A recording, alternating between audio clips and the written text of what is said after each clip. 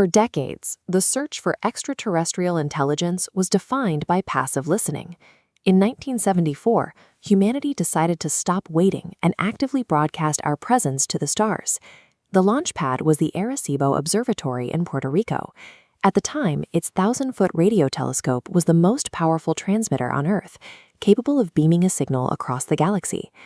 Scientists aimed the transmission at the Hercules constellation, a cluster containing hundreds of thousands of stars, located 25,000 light-years away.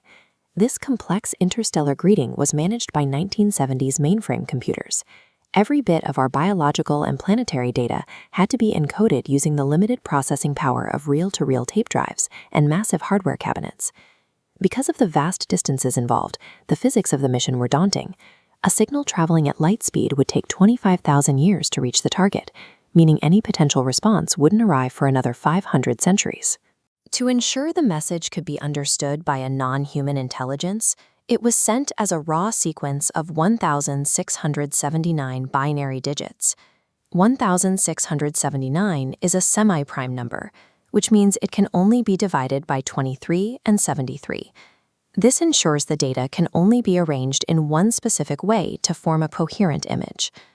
As this diagram shows, stacking those digits into a grid of 23 columns by 73 rows translates the binary code into a pixelated map of our world. The top of the message identifies the chemical elements essential to life on Earth: carbon, hydrogen, oxygen, nitrogen, and phosphorus, followed by a schematic of our DNA double helix.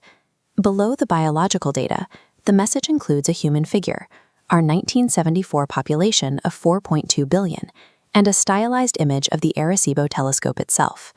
This grid was our ultimate technological ID card, a concentrated packet of information drifting into the void. The expected 50,000-year wait ended abruptly in 2001. After only 27 years, a response appeared in a field in southern England. Overnight, a 120-foot geometric pattern formed in the wheat right next to the Chilbolton Radio Observatory. Analysis of the Chilbolton formation revealed it wasn't just a random pattern, it utilized the exact 23 by 73 mathematical grid used in the 1974 Arecibo broadcast. Placing the Chilbolton grid alongside our original message reveals deliberate updates. Where we listed carbon as our primary building block, the new grid highlights the atomic number for silicon. The biological data also changed, depicting a triple helix DNA structure and a population count of 21 billion. The most striking difference appears at the bottom. The simple curve of the Arecibo dish is replaced by a complex, multi-layered schematic of a microwave transmitter. This point-for-point mirroring of our specific prime number mathematics suggests a direct, calculated response to the signal we sent decades earlier. Skeptics often point to local pranksters, but the physical reality on the ground in Chilbolton tells a different story. In many of these formations, the crop stems are bent at the biological nodes. They remain green and continue growing while lying flat, without the snapping or crushing associated with physical trampling. Laboratory analysis of these plants shows swollen and large nodes. This indicates exposure to intense, localized heat, the kind produced by targeted microwave radiation. People entering these sites frequently report that electronic devices, from digital cameras to mechanical watches, malfunction or suffer immediate battery failure. These anomalies appear in historical records as well, such as the mowing devil of 1678 and the 1966 sightings in Australia, occurring long before the rise of modern hoaxing culture.